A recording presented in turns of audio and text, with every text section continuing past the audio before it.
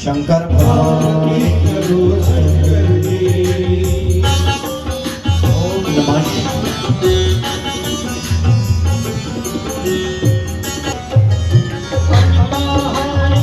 राधे राधे करके ट्रैक बदलने से पहले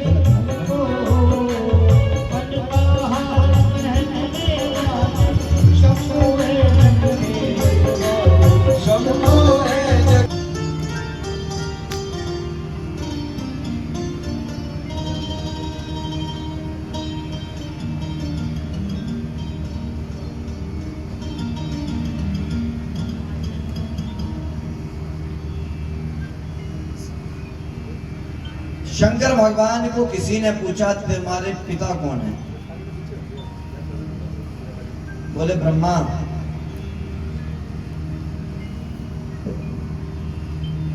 बोले इनकी विशेषता क्या है? बोले चौमुहा, 4 मुंह हैं इनके।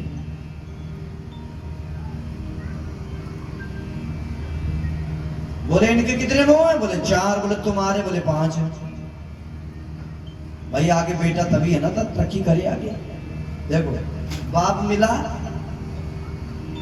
तो 4 मुंह वाला, बेटा 5 वाला। शंकर जी के 5 मुंह, एक इधर, एक पीछे, एक इधर, एक ऊपर को, 55 बोलते हैं। और इनका जो बेटा है उसके 6 मुंह, कार्तिकेय जी 6 कृतिकाओं ने पाला और 6 मुख हो गए थे। 6 माताओं का दूध पिया। बेटे के मुंह मुख 6। देखो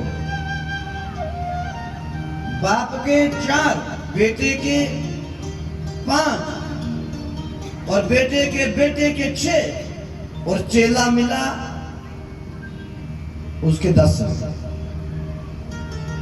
एक चेला मिला उसके 10 मुंह, रावण।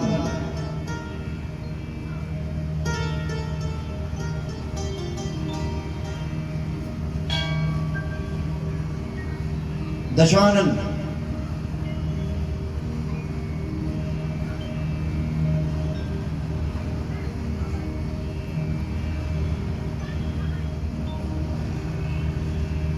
क्योंकि बेटे से ज्यादा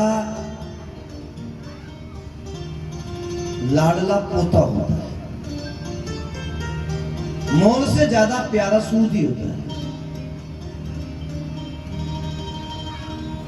शंकर भगवान का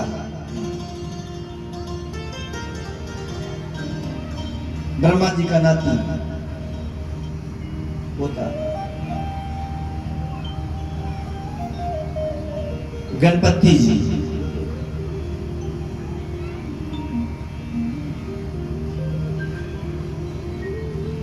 विचार करो, किसी को छोटा सा पद मिल जाए तो उसका अभिमान पकड़ नहीं सकता कोई। शंकर जी का कितना बड़ा परिवार है।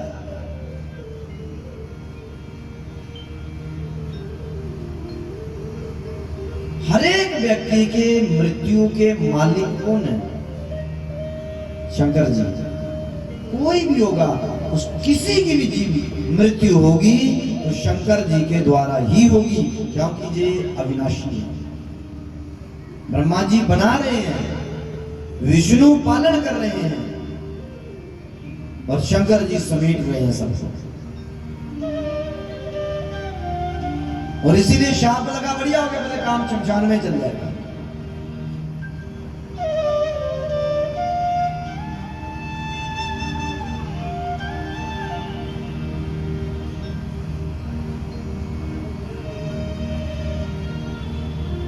बेटा ऐसा काबिल है जिसकी जब तक पूजा ना की जाए किसी का काम ही नहीं बन सकता। देवताओं का भी काम नहीं बन सकता जब तक गणपति को नहीं बनाया जाए। भगवान कृष्ण का विवाह था, सारे देवता रूठ गए। देवताओं ने कहा, बोले प्रभु अगर देवताओं को बरात में ले जाना है तो इस गणपति को बरात में नहीं लेना। बोले क्यों? बोले बड़ी शर्म आती, इतनी बड़ी सोन लटका तो चलता भी आगे आगे, कितनी बेइज्जती होती है। जा तो इसी को ले जाओ और नहीं तो फिर हमें ले जाओ। और इससे लेना तुझे अकेला जाएगा, अगर इसको छोड़ोगे तो हम बहुत जाएंगे। भगवान कृष्ण ने सोचा इतनों के लिए एक को छोड़ दें तो बढ़िया ही है, और छोड़े कैसे? भगवान ने गणपति जी के कंधे पर हाथ रखा कन्हैया ने और दूर ले गए। बोले गणपति जी, बोले हाँ। बोले मेरा ब्याह है। बोले पता है। बोले मेरा मन नहीं कर रहा बारात लेकर जाने का। बोले क्यों? बोले इतनी बड़ी द्वारिकापुरी किसके हवाले छोड़ के जाऊं? वास्तु शास्त्र कलाकृतियों से बनी, सोने से बनी है, लाखों दुश्मन मेरे राजा हैं, पता नहीं किसने मेरे विवाह जाने पर किसने हमला करके इसे लूट लेना है। मेरा मन कर रहा है कि मैं तुम्हारे भरोसे छोड़ सकता हूं और मुझे किसी पर विश्वास नहीं, क्योंकि मुझे लगता है बाकी वाले लोग में प्रलोभन में बिक जाएंगे। ये बात बाकी है। मुसलमान अपनी जाति के लिए मरता है, क्रिश्चियन अपने धर्म के लिए मर जाता है, और हिंदू लालच में बिक जाता है।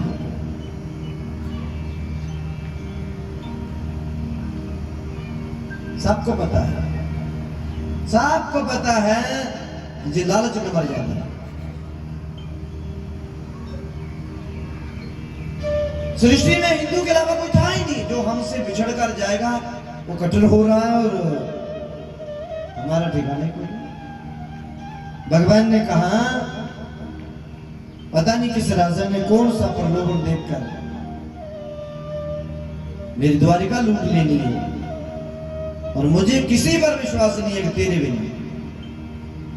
अगर तुम मेरी द्वारिका की रक्षा करो तो मैं ब्याह करने जाऊं, नहीं तो नहीं जाऊं। गणपति जी फूल कर चौड़े हो गए। वाह, इतने लोगों के बीच में, इतने देवताओं के बीच में आपने मुझ पर विश्वास किया, मुझे बड़ापन दिया है प्रभु। आप बारात लेकर जाइए, बाल भाका नहीं होने दूंगा द्वारिका का। नाटक करने में कन्हैया एक नंबर में आते हैं और ठग कर बारात लेकर चले गए। और गणपति जी इतने वफादार, गणपति जी पूरी द्वारिका के आगे पीछे चक्कर मार रहे हैं, दौड़ रहे हैं। बोले क्यों? बोले क्या पता चोर किधर से घुस जाए, और जब तक विवाह करके ना आ जाए तब तक मैं सोऊंगा भी नहीं, कुछ खाऊंगा भी नहीं, बस रक्षा करूंगा। दौड़ दौड़ कर रक्षा करूंगा। बारात कुछ मील निकल गई थी। आग में घी डालने के लिए नारद जी आ गए। नारद जी के साथ जब गणपति का मिलन हुआ, गणपति जी ने कहा इतने ब्रह्मांड के देवताओं के बीच में मुझे ही विश्वासी चुना। भगवान कृष्ण ने मुझे कहा मुझे तेरे बिना किसी पर विश्वास नहीं है, और इतनी बड़ी द्वारिका मेरे भरोसे छोड़कर गई। नारद जी ने कहा द्वारिका नहीं छोड़ गए, तुझे मूर्ख बना गए। बोले क्यों? बोले देवताओं ने भगवान के आगे प्रस्ताव रखा था, अगर ये लंबी नाक वाला जाएगा तो हम नहीं जाएंगे, और अगर हमें ले जाना तो इसे छोड़ना पड़ेगा। भगवान तेरे को ठग के चले गए। गणपति जी ने कहा भगवान ने मुझे ठगा, अब मैं दौड़ के बारात कैसे करूं? क्या रथों पर बारात गई है? गणपति जी कहते मैं तो बहुत मोटा हुआ, दौड़ के तो काम चल नहीं पाएगा।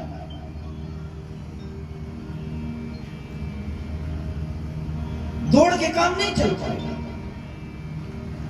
अब बताओ गणपति जी किस पर सवारी करते हैं?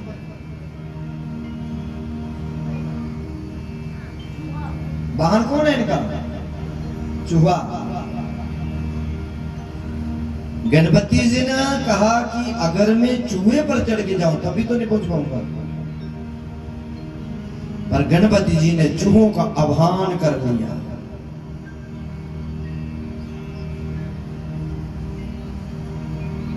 पचास किलोमीटर के अंदर जितने चूहे हैं सारे भागो दौड़ो, और जिधर जिधर से बारात जा रही है उस रास्ते को खोखला कर दिया जाए। मिट्टी निकालो अंदर अंदर से। लो अब बताओ, बरात सारी की सारी रथ जमीन में धस गए। बड़ी मुश्किल से निकाले, चूहे आगे आगे खोखले करते थे।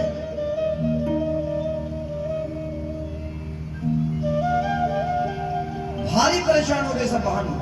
देवता भगवान के पास आए, आगे बोले कुछ करो। भगवान ने कहा, जिस गणपति की पूजा के बिना भगवान शिव का भी काम नहीं चल सकता, उसके पिता को भी अपने पुत्र का पूजन करके जाना पड़ता है। उस गणपति जी को हम छोड़कर आ गए हैं, हमारा कार्य कैसे पूरा हो सकता है। सारे देवता भगवान के साथ वापस गए। द्वारिका में जाकर गणपति जी को मनाया और मनाकर पूरी व्रात के आगे आगे चलने को कहा। गणपति जी आगे आगे चले तो भगवान का भी कार्य पूरा हुआ। गणपति के बिना भगवान का भी कार्य पूरा नहीं सकता।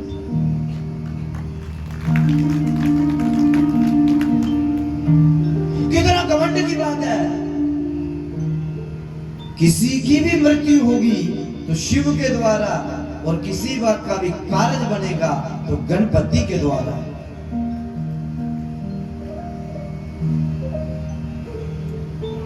और उसके आगे पत्नियां, रिद्धि सिद्धि, धन दौलत, पोते, शुभ लाभ। किसको शुभ नहीं चाहिए? कौन नहीं लिखता अपने दरवाजे में लाभ हो, शुभ हो। रिद्धि इनके घर में, सिद्धि इनके घर में, विघ्न हरता बेटा, शुभ लाभ पुत्र,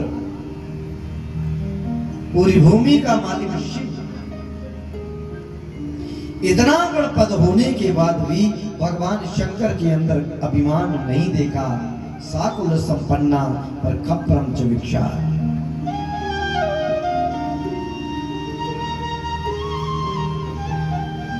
भगवान सदाशिव खप्पर के बीच में भिक्षा मांगते हैं। भैया मांग कर खाना। आहा, एक तो घमंड टूट जाता है। शरीर में अभिमान नहीं आता।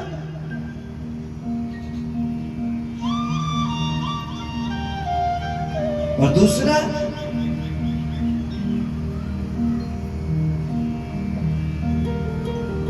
उसमें प्रेम रस ज्यादा था।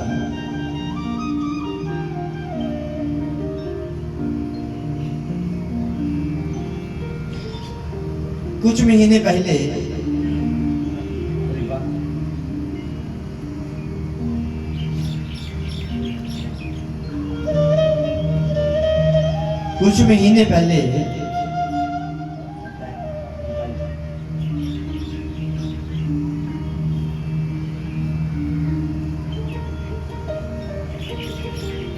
मैं गिरिराज भगवान की दंडवती परिक्रमा कर रहा था, लेटे।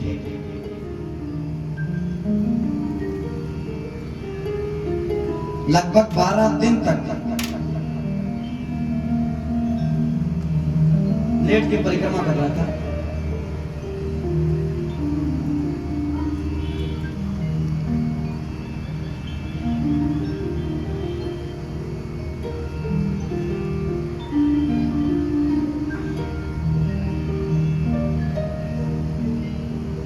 ओम प्रकाश खजूरिया जी के पुत्र अश्वनी, इन्होंने मेरे को फोन किया और आंखों में आंसू देखिए, कहती क्या कर रहे हो आप, ये क्या लेट लेट के क्यों चल रहे हो।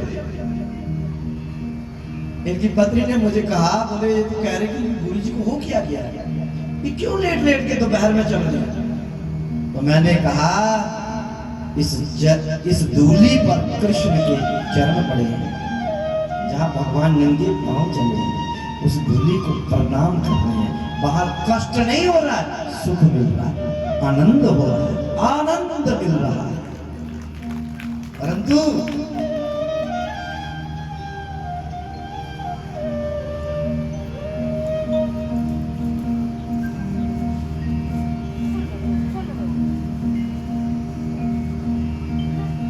उसी परिक्रमा में एक बार दिन में ज्यादा गर्मी हो गई, मैंने विचार किया कि आज मैं पूरी रात करूंगा, पूरी रात लगाऊंगा। तो परिक्रमा दंडवती लेट लेट कर जा रहे थे। सुबह 4 बजे मैं एक छोटे से बाजार में से निकल रहा था, सुबह 4 बजे। एक बूढ़ा बाबा सैर करके आए होंगे,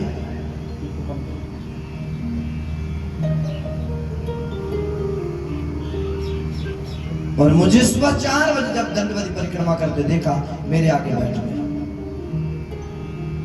आगे बैठ गए।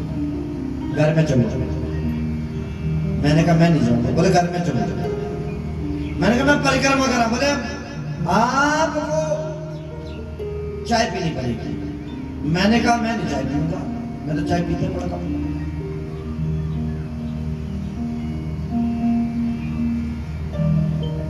उसने कहा अगर आप घर में नहीं जाओगे तो मैं रास्ता नहीं छोड़ूंगा।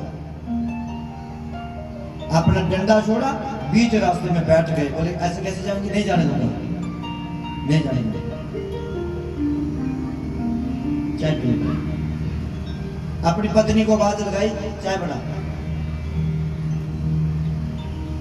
पत्नी चाय लेकर आई और वीरान गली में पति पत्नी दोनों सड़क में बैठ गए, और मैं भी वहां पर परिक्रमा करा था। मुझे उन्होंने चाय पिलाई। सच कहता हूं, जो स्वाद, जो आनंद मुझे उसमें आया वो कहीं नहीं। क्यों? उसमें प्यार था, उसमें प्रेम भरा हुआ था। अरे प्रेम से तो मीरा जहर पी गई।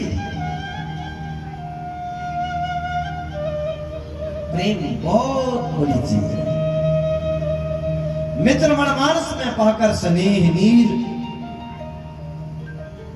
कमल समान सदा फूले हैं फूलेंगे। बिंदु कवि भक्तों के टेढ़े मेढ़े नोखे चोखे। बचन कबूले हैं बचन कबूलेंगे। बार बार जग में 1000 बार भूले, परंतु प्रेमियों के प्रेम को ना भूले हैं ना भूले। ये प्रेम है। राम जी 15 कला संपूर्ण है, कृष्ण 16 कला संपूर्ण है। 16वीं कला कौन सी आ गई कृष्ण में? बोले प्रेम। अगर प्रेम ना हो तो मां बच्चे को पाल पाएगी? मां का प्रेम ही बच्चे को पाल पाएगा। अगर प्रेम नहीं होगा तो पिता मजदूरी कर करके अपने बच्चे को सुख देना चाहता है। प्रेम है ना, तभी तो।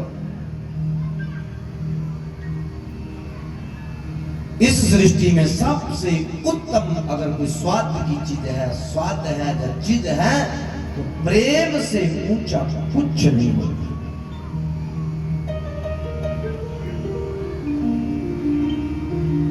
जैसा प्रेम भक्त और भगवान का होता है, वैसा ही प्रेम दादा पोते का भी होता है।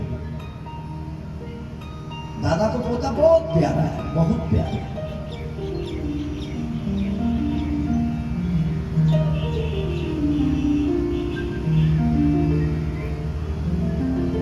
दादा के बगल में पोता जितना रहेगा इतना दादा को आकर्षण बना रहेगा, इतना आकर्षण बनेगा।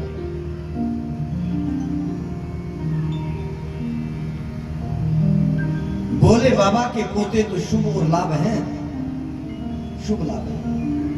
इतना बड़ा परिवार, सबसे ब्रह्मांड में सबसे बड़ा अमीर परिवार शंकर भगवान का, परंतु शंकर भगवान के अंदर अभिमान नहीं है।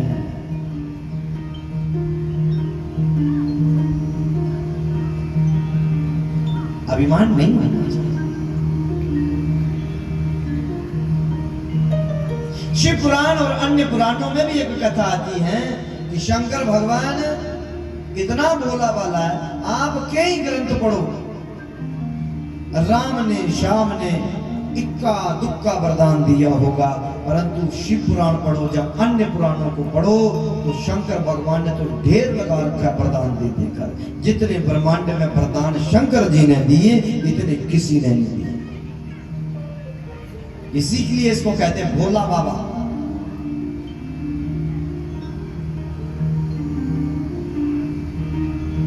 ये भोला बाबा, बोले भोला बाबा मतलब बोले इसकी बा करो जो भोला बन जाता है। अच्छा देखो शिव पुराण में वर्णन आता है, शिव के सामने मुंह से मुंह के अंदर डमरू बजाओ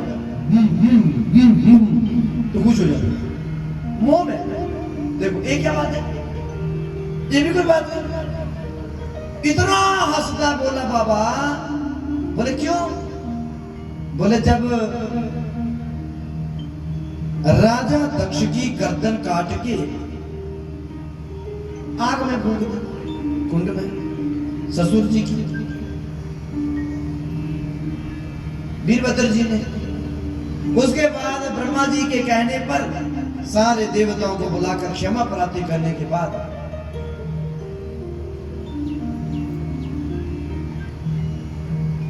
यज्ञ करवाने हेतु शंकर भगवान ने उसे बकरे का सिर लगा दिया। और पहले इतनी गाली देता था शंकर को, हद से ज्यादा गाली देता था। और जैसे ही बकरे का सिर लगाया तो बकरे ने शंकर जी का नाम लेना चाहा। बकरा नाम कैसे ले? तो शंकर का नाम लेने लगा, नाम तो निकला नहीं, भोला भोला करने लगा तो बम बम बम बम बम बम निकला। तो शंकर जी उसी में हंस हंस के बुरा हाल हो गया। इतने खुश हो गए कि ससुर जी पहले गाली देते थे, अब भोला भोला करने लगा। वाह वाह किया, भोला हो गया। तो आज भी शिवपुराण में वर्णन आता है, शंकर जी पर जल चढ़ाओ और जल चढ़ा के मुंह से डमरू बजा दो, भौं भौं कर दो। शंकर जी खुश आए खटका के मार के हंसते हैं, इसी में प्रसन्न हो जाए। शंकर जी पर जल चढ़ाओ और बिलपत्री चढ़ा दो। बिलपत्री के जो पत्थर होते हैं ना, तीन पत्ती, इसमें तो अभी वर्णन आएगा 9 पत्ती 14 पत्ती तक का वर्णन आएगा। परंतु जो 3 पत्ती हैं उसका मतलब क्या है? क्योंकि ब्रह्मा विष्णु महेश जो बराबर में रहती है वो ब्रह्मा विष्णु, और जो अंगूठे की तरफ थोड़ी ऊपर रहती है उसमें शिव रहती है।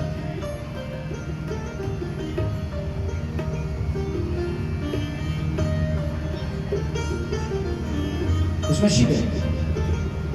एक लोटा जल चढ़ाओ, शंकर भगवान पर बिलपत्री चढ़ाओ, थोड़ी सी भस्म लगा दो,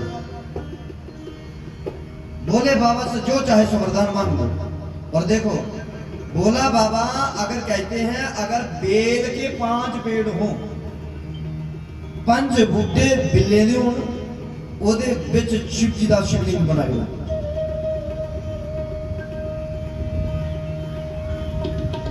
ऐसे शिव की पूजा करने के पास रिद्धियां सिद्धियां धन दौलत सब कुछ आ जाए, सब कुछ आ जाए। बिल पत्री चढ़ाने पर भगवान प्रसन्न होते हैं। बिल में लक्ष्मी का वास भी है, लक्ष्मी बेल में ही रहती है, लक्ष्मी माता बेल पर ही रहती है। इसीलिए जब बेल लगे हो ना, बिल फल बिल रहने बिल्ले की पन्ना बिचा ओदी की गिरी होंदी ना, उस गिरी की क्यों बजे डोबी डोबी है ओतियां देती जान, फिर लक्ष्मी अपार कृपा कर देती है उस पर। जिसके बाद लक्ष्मी की कमी हो वो बिल के ऊपर हमला करो, बिल का हमला करो। देखना, करके देखना, एक बार करो फिर देखना।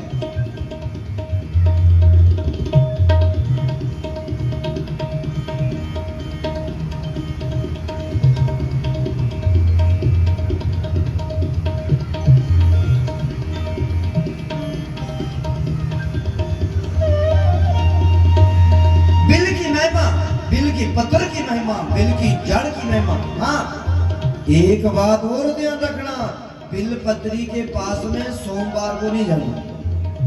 बिल पहले दिन तोड़ लेना बिल पत्री, परंतु सोमवार के दिन बिल पत्री कभी नहीं तोड़ना। और बिल पत्री के पास, बेल के पास जब बेल पत्री लेने जाना, जूता चप्पल नहीं होना चाहिए। पहले बिल को प्रणाम करना है, पेड़ को पहले बूटे प्रणाम करना, प्रणाम करिए, आह्वान करिए, फिर बिलभद्री दौड़नी उसमें पैरी जो जूता चप्पल नहीं लगना। क्यों? क्योंकि वो लक्ष्मी है, उसमें लक्ष्मी रहती है, माता है उसके अंदर।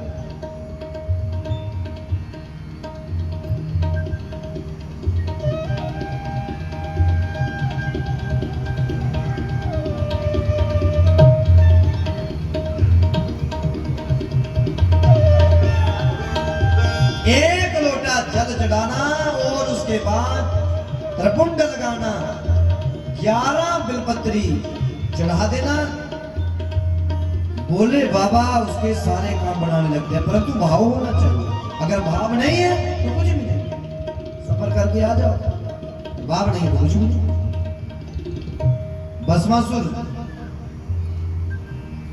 भस्मासुर ने मात्र शंकर जी पर रोज जल चढ़ाना, बिलपत्री चढ़ानी, फिर चढ़ाना, ध्यान करना। भस्मासुर पर भगवान भोला बाबा खुश होके आ गया, पार्वती को भी ले आया। भस्मासुर ने कहा, भगवान ने कहा भस्मासुर मैं तेरे पर बड़ा प्रसन्न हो गया, कोई वरदान मांग।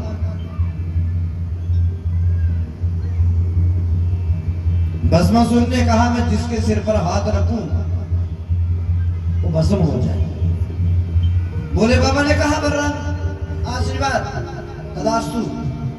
बोले फिर मैं परखने कहां जाऊं? बोले कहीं भी जाओ। बोले नहीं, वरदान कभी झूठा भी तो निकल सकता है। तो बोले कहां परखोगे? बोले तुम्हारे ही सिर पर हाथ रखूंगा। बोले बाबा ने कहा पार्वती जी क्या कह रहा है? भस्मासुर बोला चिंता मत करो, पार्वती को हम ही रख लेंगे। देखो अपना ही वरदान दिया और खुद ही जाल में फंस गया। बोला बाबा भागा, भस्मासुर पीछे लग गया।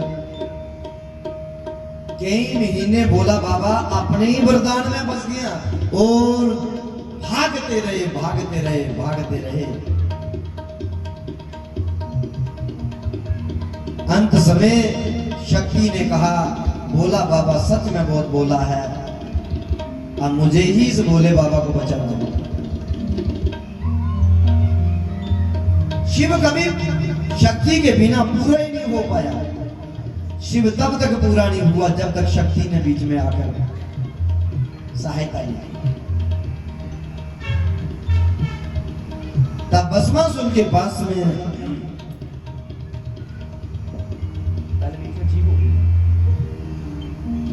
भस्मासुर के पास में मां अंबा आकर खड़ी हो गई।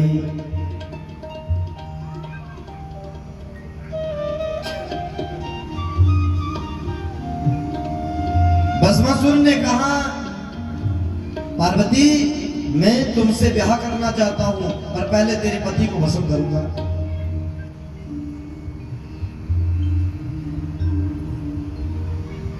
मां अंबा ने कहा भस्मासुर मेरे पति को मारने की क्या आवश्यकता है, मैं वैसे ही इससे बड़ी परेशान हूं, बहुत परेशान हूं मैं इस भोले बाबा से।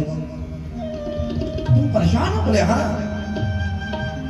तो बोले मेरे पास क्यों रहती हो? बोले एक गुण है बस, बाकी सारा अवगुणों से भरा हुआ। एक गुण है इसके अंदर, उस गुण के चक्कर में मैं इसके पीछे पीछे घूमती हूँ। भस्मासुर ने कहा इसमें कौन सा गुण है? बोले अगर तुम्हारे अंदर वो गुण निकला तो मैं वादा करती हूँ मैं आज ही भोले बाबा का त्याग कर दूंगी, तेरे साथ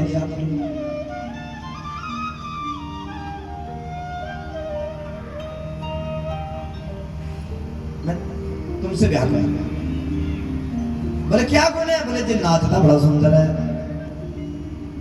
बड़ा सुंदर नृत्य करता है। तो बोले कैसा नाचता? बोले तुम नाचो ना। बोले मुझे नहीं नाचना आता। अरे मैं सिखाऊंगी ना, अगर तू सीख लेगा ना मैं वादा करती हूँ मैं भोला बाबा का त्याग करती हूँ। बोले कैसे नाचे? बोले ऐसे करो। राक्षस ने ऐसे किया, बोले ऐसे करो, ऐसे करो, ऐसे करो, ऐसे करो, ऐसे करो, ऐसे करो, ऐसे करो, ऐसे ऐसे नाचते नाचते नाचते जैसे वो उसके मुग्ध मंत्र में मुग्ध हुआ। तब पार्वती नाच रही है साथ में भस्मासुर नाचते नाचते नाचते नाचते हाथ सिर पर रखा, तो जैसे भस्मासुर ने अपने सिर पर हाथ रखा तो भस्म हो गया।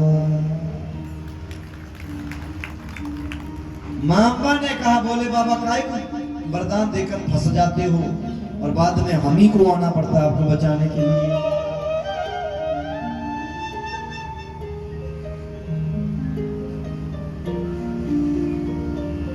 भोलेनाथ से निराला कोई और नहीं।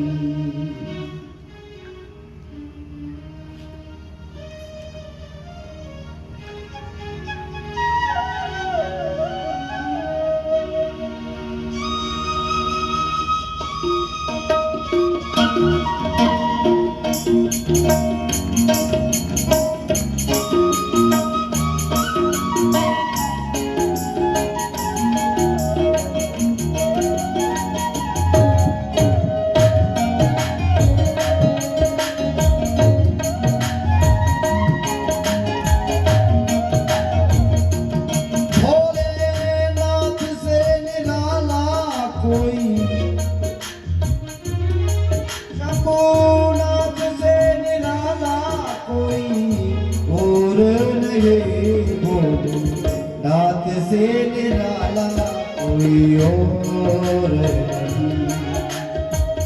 नाथ से निराला कोई और नहीं। भोलेनाथ से निराला कोई और नहीं। भोलेनाथ से निराला कोई और नहीं।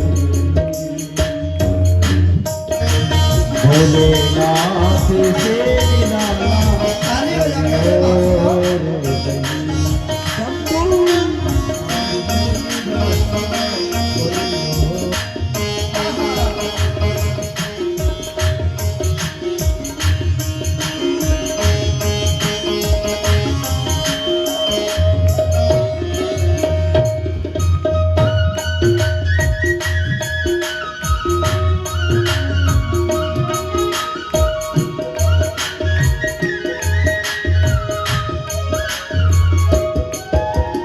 उनका डमरू डम डम बोले,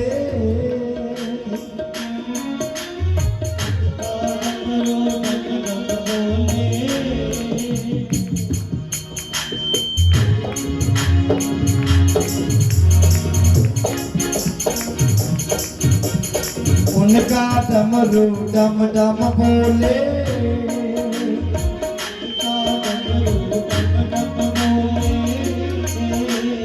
आगम निगम के भेद खोले, आगम निगम के भेद खोले, ये आगम निगम के भेद खोले, आगम निगम के भेद खोले। उनका डमरू बजाने वाला, डमरू बजाने वाला दूर नहीं। नाथ से निराला कोई और नहीं। नाथ से निराला कोई और नहीं।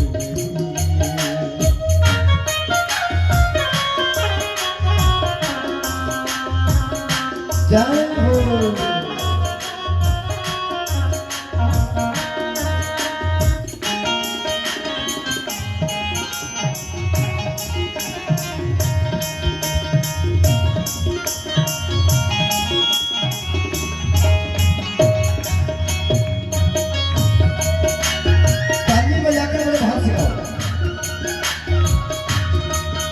ओम नमः शिवाय, ओम नमः शिवाय, ओम नमः शिवाय, ओम नमः शिवाय, नमः शिवाय, नमः शिवाय, नमः शिवाय,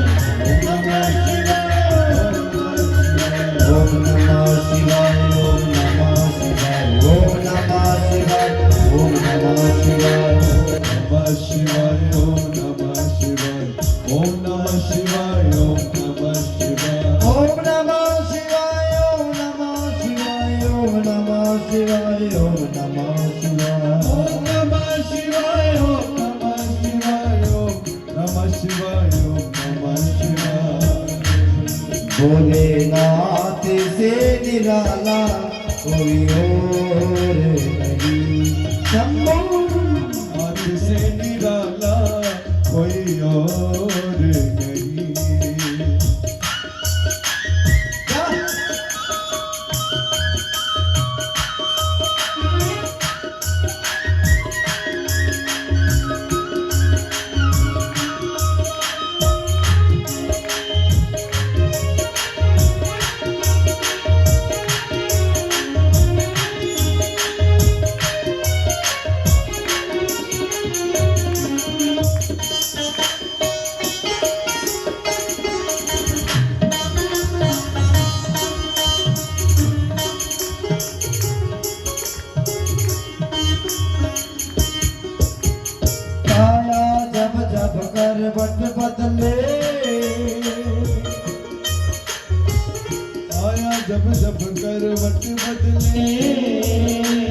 बाप चमकते अगले पिछले, बाप चमकते अगले पिछले, बाप चमकते अगले पिछले, बाप चमकते अगले पिछले।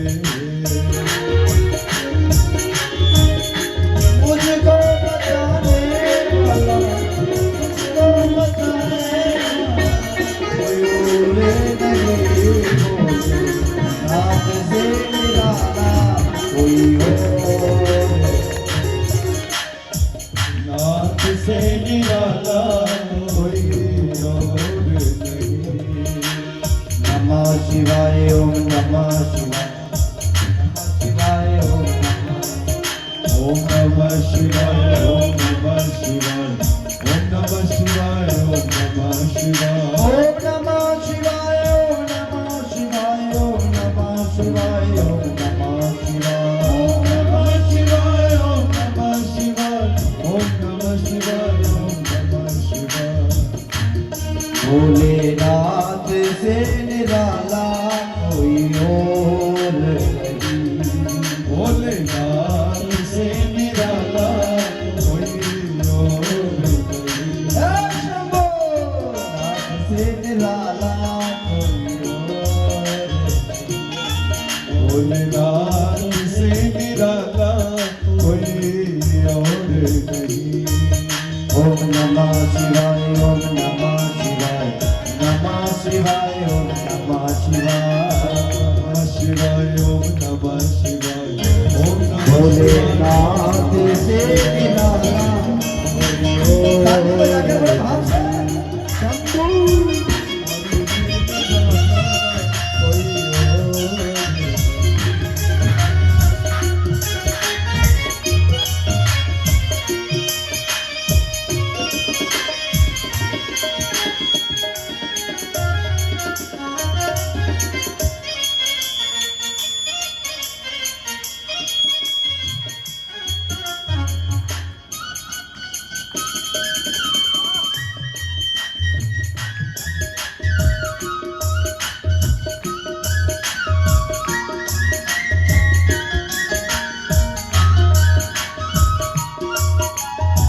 हरि बोल।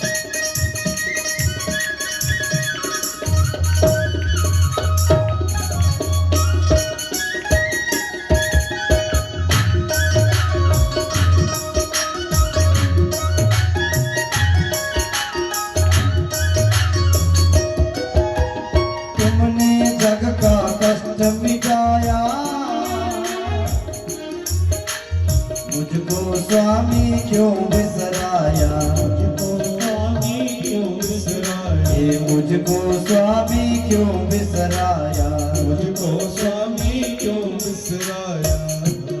ऐसा जग रखवाला कोई, जग रखवाला कोई और नहीं, बोले नाथ से निराला कोई और।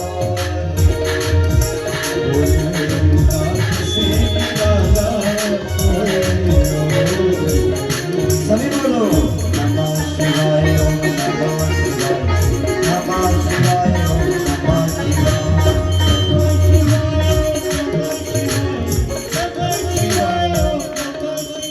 ओम नमः शिवाय ओम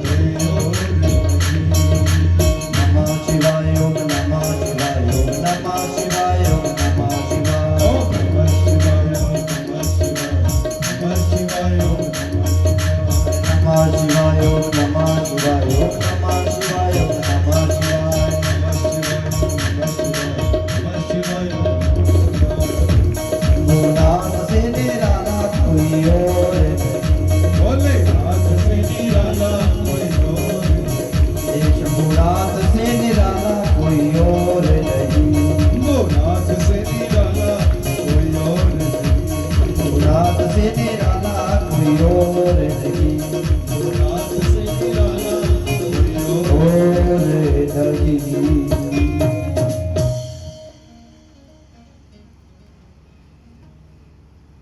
बोलिए शंकर भगवान की।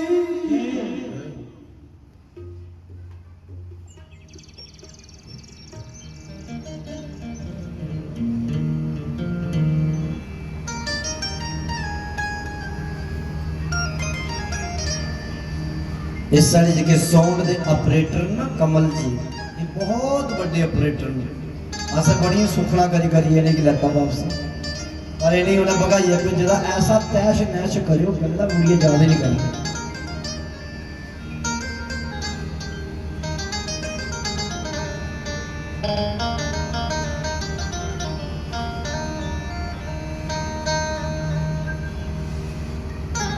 भस्मासुर से शक्ति ने ही शिव को बचाया।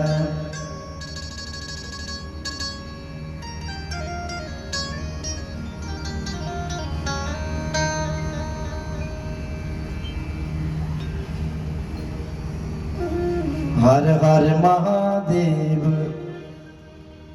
शंभो काशी विश्वनाथ गंगे, हर हर महादेव शंभो काशी विश्वनाथ गंगे।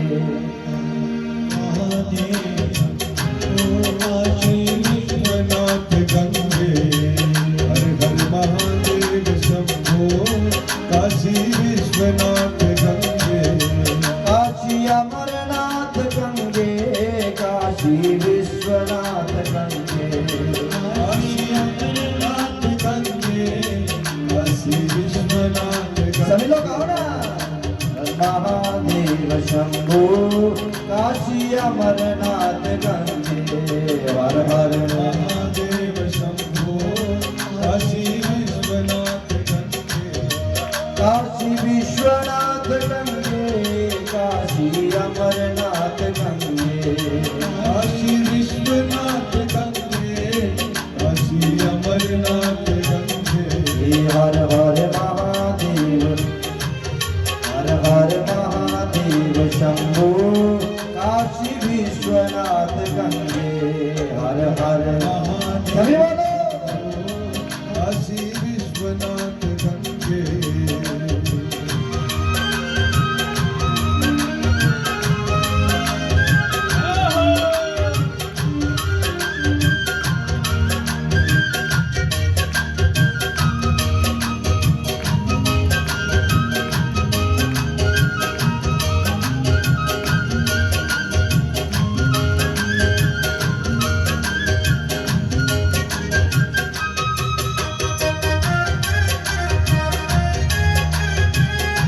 वाह।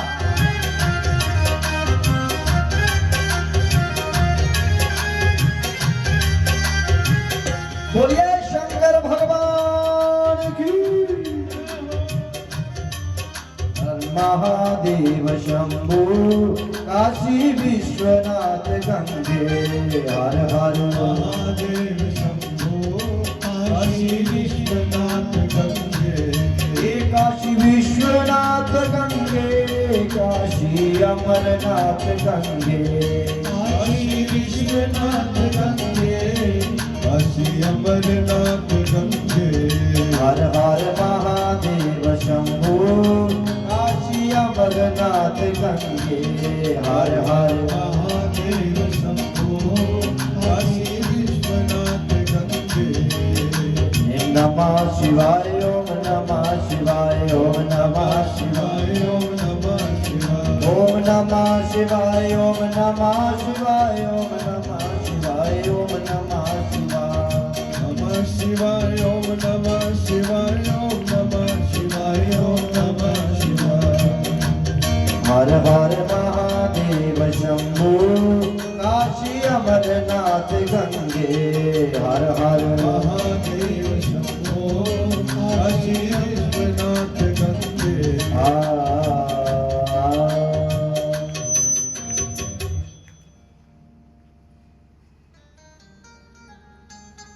सोनकादिक ऋषियों ने एक बार सूत जी से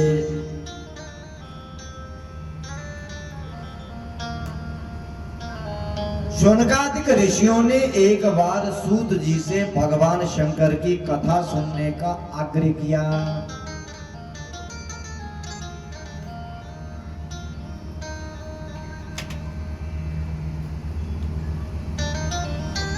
भगवान शिव की महिमा सुनना चाहते हैं। भगवान सदाशिव बड़े प्रसन्न रहते हैं और सबको प्रसन्न रखते हैं। सूत जी ने कहा, आओ शौनकादिक ऋषियों,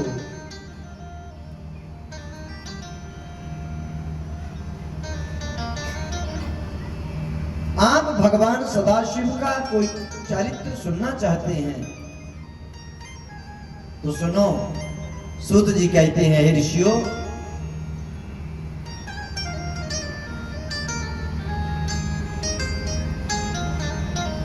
एक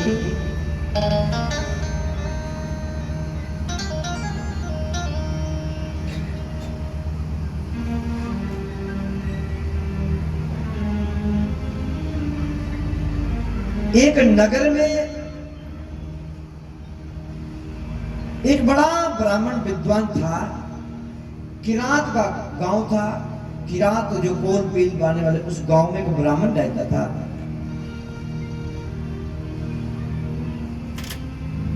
किरातों के नगर में एक ब्राह्मण देवता रहता था, परंतु धीरे धीरे करके वो ब्राह्मण पथभ्रष्ट हो गया।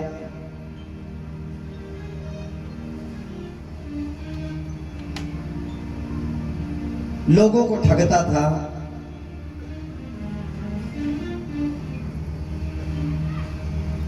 बड़े बड़े काम बनाने की झांसे देकर उनसे पैसा ठगने लगा। कामी भोगी बन गया। और एक गांव में नहीं, वो दूर दूर तक ठगने के लिए जाता था। थोड़ा सा सामान बेचने के बहाने घर घर में चला जाता था, सामान बेचने आने के बहाने, और लोगों को ठग के उनसे पैसा लूट के ले जाता था। और पैसे के लिए उसने कई हत्याएं भी कर दी थी। पैसे दे वास्ते उस देवराज नांदे ब्राह्मण ने कई लोगों की हत्या भी करी उड़ियां, हजारे लोगों की ठगी भी लिया। जेका ठगोने के बाद पैसा वापस मंगता, उसी मारी भी होता है। और जिहदे कोल पैसा हो तो पीछे पीछे चलता है, जेकर पैसा कोई या ठीक है, नहीं तो उसी मारी भी तल ले जाता रहा। ऐसा पथभ्रष्ट ब्राह्मण इतना बड़ा ठग बनिया, वो एक बारी ठगदे ठगदे ठगदे बड़ी बड़ी दूर निकली या धीरे धीरे वो वेश्यागामी भी बन गया। वैश्यगामी बन गया। शिव पुराण में वर्णन आता है, जिसका संबंध एक ही पति से बना रहे वो सती। अगर दो से बन जाए वो पत्नी, और अगर 5 से बन जाए तो वेश्या हो जाती है। जिसका 5 लोगों से संबंध हो जाए, शास्त्र उसे वेश्या कह देता है। वो धीरे धीरे वेश्यागामी बन गया।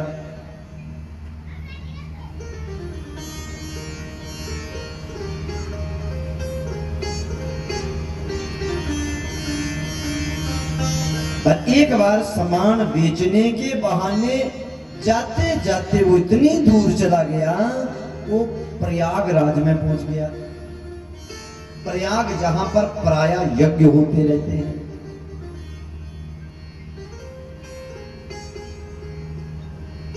उस ब्राह्मण ने जिंदगी भर दुनिया को लूटा, कभी दान नहीं किया, कभी यज्ञ नहीं किया, कभी मंदिर नहीं गए, कभी मंदिर भी नहीं।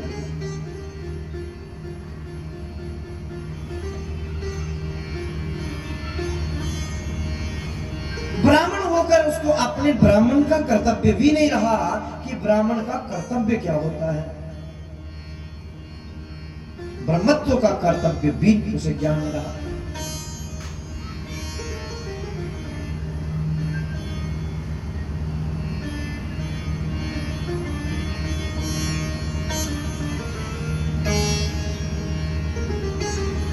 सूत जी कहते हैं,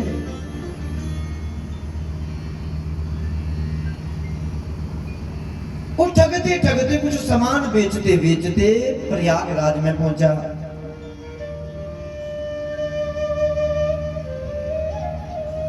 प्रयागराज का पहले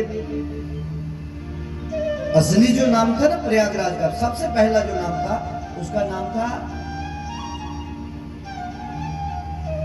प्रतिष्ठानपुर, जिसे वर्तमान में आज के समय में उसे जूसी कहते हैं। जूसी, प्रयाग में जूसी एक जगह है, ये त्रिवेणी के पार की तरफ।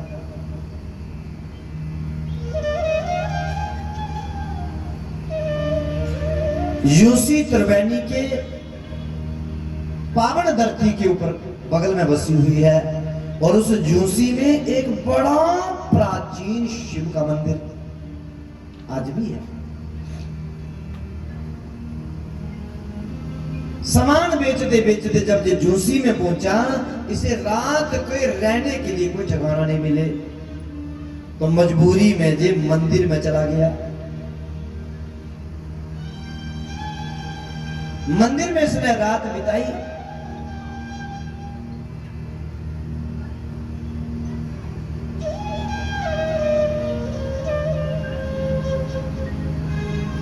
पर से रात में अचानक बुखार हो गया। बुखार होने के कारण ये दूसरे दिन सामान बेचने नहीं जा पाया। बुखार की ज्वर पीड़ा से उसी मंदिर में आंगन में पड़ा रहा। वहां पर शिव पुराण की कथा हो रही थी। कभी इसके मुख से राम राम तो निकला ही नहीं। जिंदगी भर पापी कामी विषयभोगी व्यक्ति था, पर मजबूरी है, बुखार चढ़ा हुआ है, उठने की होश नहीं। वहां पर दोपहर को जब कथा हुई तो कथा सुनते सुनते इसके कान में शिव पुराण की कथा, इसके कानों में शिव का नाम पड़ा।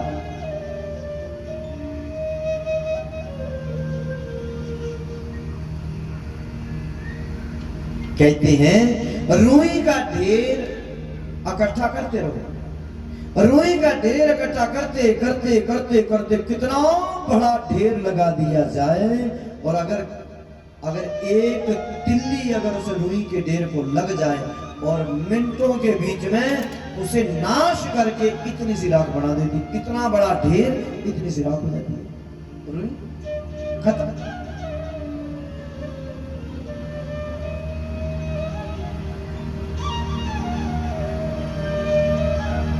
इसके कान में शंकर भगवान का नाम पड़ा। इसने शिव पुराण की कथा सुन ली।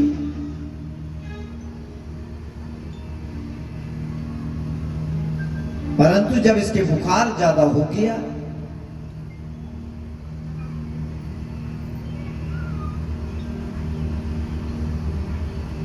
इसकी मृत्यु का समय आ गया।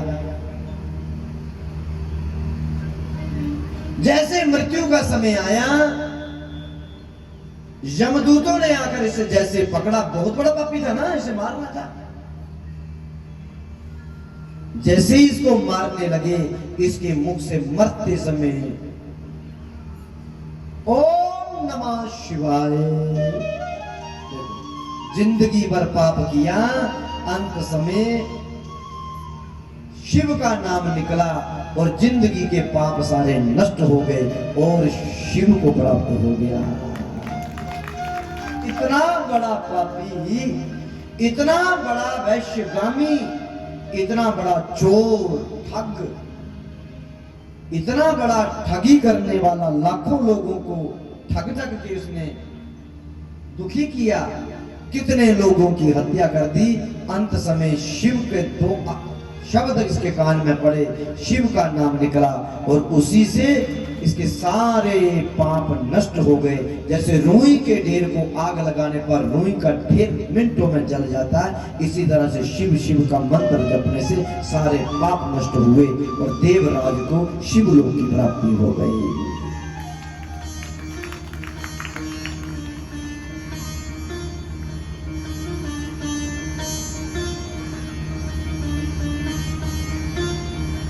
राम नाम के पट तरे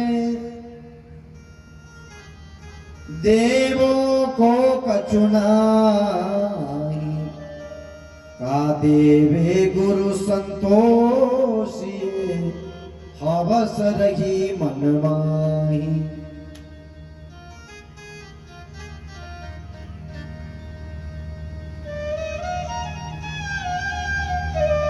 उस देवराज ने उसी व्यास मंच पर बैठे हुए उस देवराज ने उसे गुरु बना लिया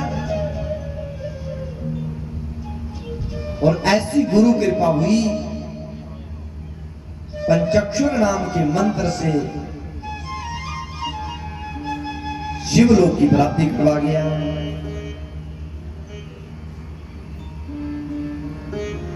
शौनकादिक ऋषियों ने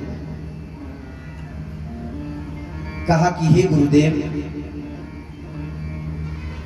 हम देवराज की कथा सुन के हमारे अंदर ज्ञान वैराग्य की उत्पत्ति हुई है और हम चाहते हैं कि हमें शिव पुराण की कथा सुनाई जाए जिससे हमारे अंदर भक्ति ज्ञान वैराग्य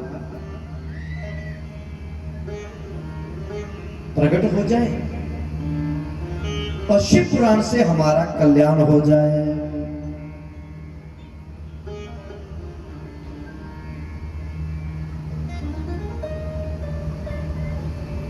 तब सूत जी ने शौनकादिक ऋषियों को कहा,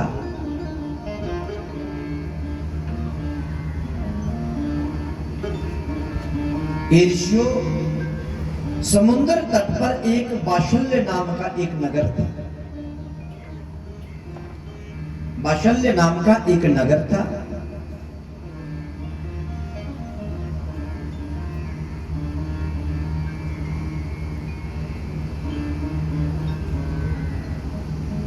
और उस नगर में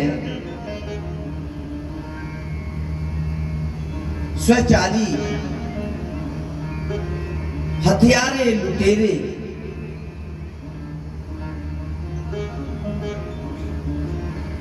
रहते थे और उसी गांव में एक बिंदुज्ञ नाम का भी व्यक्ति रहता था।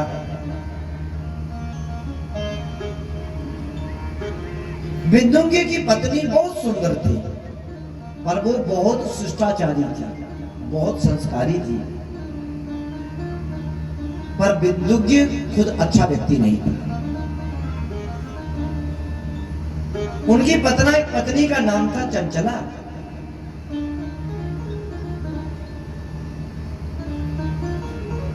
उस नगर में सारे लोग पाप करते थे। उस नगर में रहने के कारण बिंदुज्ञ भी धीरे धीरे करके पापी हो गया। वैश्यगामी हो गया और दूर दूर तक वैश्यगामी कर्म करता था, वैश्यगामी कार्य करता था। ऋषियों,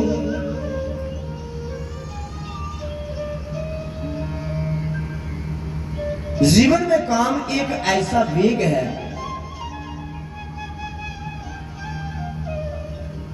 ऐसा भयानक है, काम की वासना में व्यक्ति जलता रहता है और काम शांत होने पर पश्चाताप में भी जलता रहता है, दोनों तरफ जलता ही जलता है। इसके लिए ज्ञान का होना बहुत जरूरी होता है, परंतु इसे जीवन में ऐसा स्वाद पड़ गया, ऐसा भोगी विषय में लिप्त हो गया। इस साल 2-2 साल भी घर में नहीं आता था, बाहर रहता था। ऋषियों,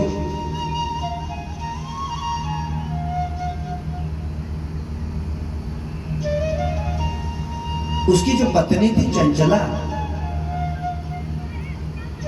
वो बेचारी दिन रात रोती रहती थी कि मुझे कैसा पति मिला।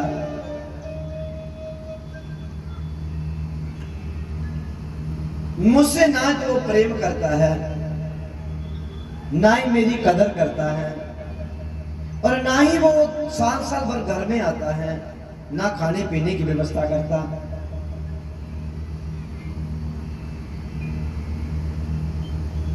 धीरे धीरे वो अपने पति की चर्चा सुनती रहती थी कि तेरा पति ऐसा है, तेरा पति ऐसा है, तेरा पति ऐसा है, तेरा पति। जगह जगह अपने पति की बातें सुनते सुनते सुनते सुनते सुनते सुनते बिंदुज्ञ के बारे में सुनते सुनते उसकी पत्नी चंचला का भी धीरे धीरे मानसिकता बिगड़ने लगी।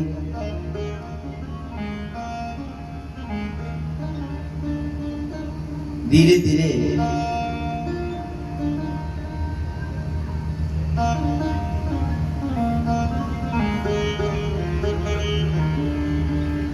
धैर्यता समाप्त होती गई और उसकी पत्नी चंचला भी पर पुरुष के साथ प्रेम करने लगी।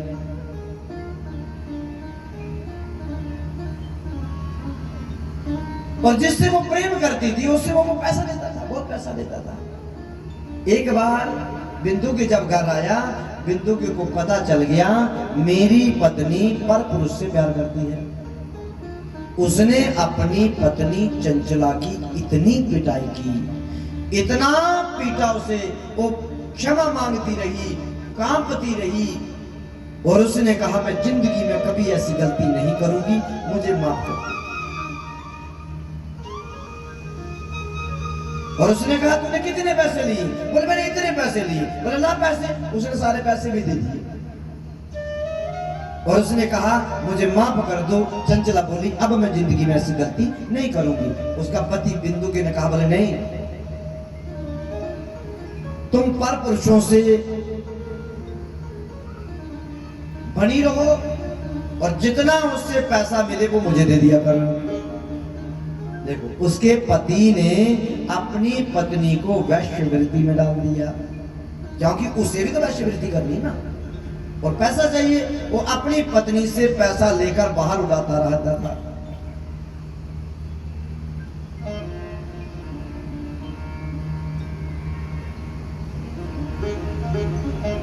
सारा पैसा जाकर वेश्यों को देता था।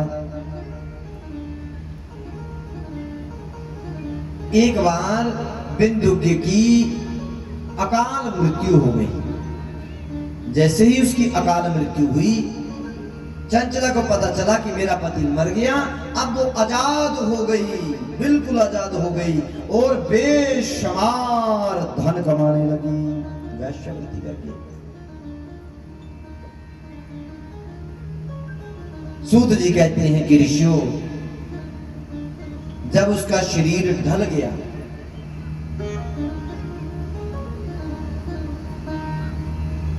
अब उसे कोई नहीं पूछता है। एक बार तीर्थ यात्रा के लिए कुछ लोग निकल रहे थे, और जब तीर्थ यात्रा के लिए वो लोग निकल रहे थे तो उसे भी किसी ने कहा चंचला जाना तीर्थ में? बोले चले पड़ती। उनके साथ में तीर्थ यात्रा में चली गई।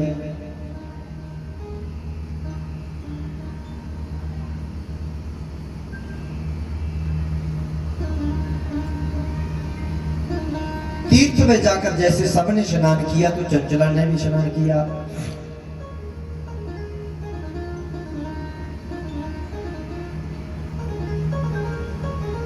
तीर्थ यात्रा पे एक गोकर्ण नाम के घाट था। उस घाट में स्नान करके शिव मंदिर में गई और वहां पर हजारों लोग बैठे हुए थे। वहां कथा चल रही थी शिव पुराण की। चंचला भी उस कथा के बीच में बैठ गई। चंचला ने जब सुना कि वैश्यवृत्ति करने वाली नारी को भारी पिटाई होती है, जे यातना मिलती हैं, जब उसने ये सारी कथा सुनी और जैसे सब उठकर चल पड़े, चंचला उठकर नहीं गई। चंचला कांपती कांपती उस व्यास के चरणों में आकर गिर गई और कहती महाराज, अगर मरने के बाद ऐसी यातनाएं दी जाती हैं, मैंने अपनी जिंदगी में हजारों पुरुषों के साथ में वैश्यवृत्ति की, ऐसी यात्राओं से मैं कैसे बचूंगी? मुझे माफ माफ करो, मुझे कोई उपाय बताओ। और रो रो कर कांप कांप कर पांव में लेट गई। तब उस व्यास जी ने कहा, यदि तुम अपनी गलती का पश्चाताप कर रहे हो,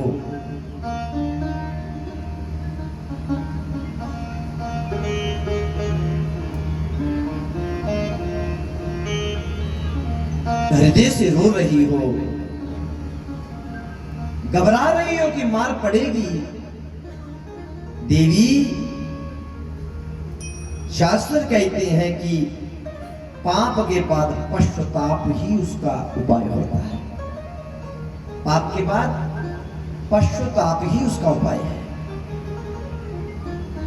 और तूने हृदय से पश्चाताप किया है। देवी,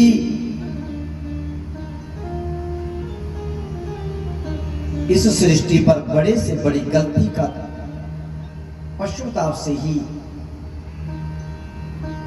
पाप खत्म होते हैं।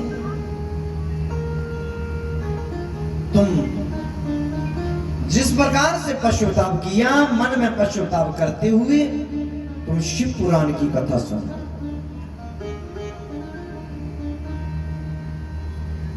शिव पुराण की कथा का रसपान करो। सूत जी कहते हैं, चंचला ने शिव महापुराण की कथा श्रवण की।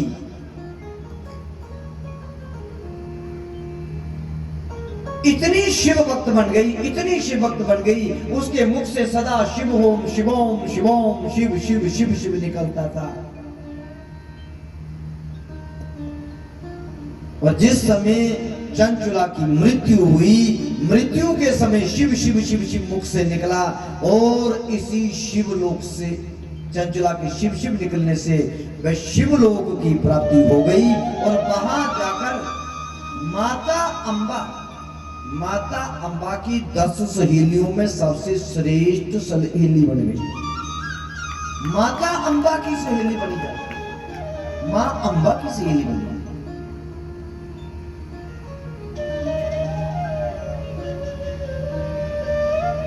चंचला को शिव के पार्षद आए लेने के लिए। चंचला विशेष पार्षद के द्वारा विमान पर बैठ कर गई है, पुष्पों की वर्षा हुई है। और शिवलोक की प्राप्ति करने के बाद शिव पुराण की कथा श्रवण करने से, शिव शिव का जाप करने से, शिव पर जल चढ़ाती थी, रोज बिलपत्री चढ़ाती थी शिव पर।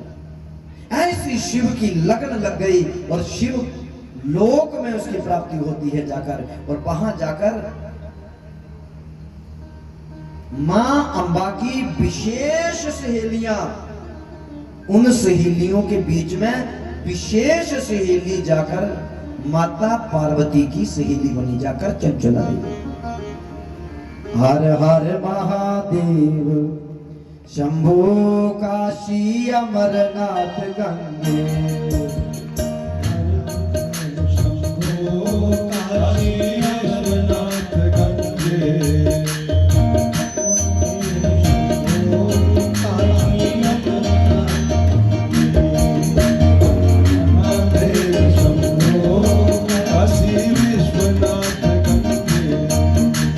विश्वनाथ गंगे, काशी अमरनाथ गंगे, काशी विश्वनाथ गंगे, काशी अमरनाथ गंगे। हर हर महादेव, काशी विश्वनाथ गंगे, हर हर महादेव शंभो काशी विश्वनाथ गंगे।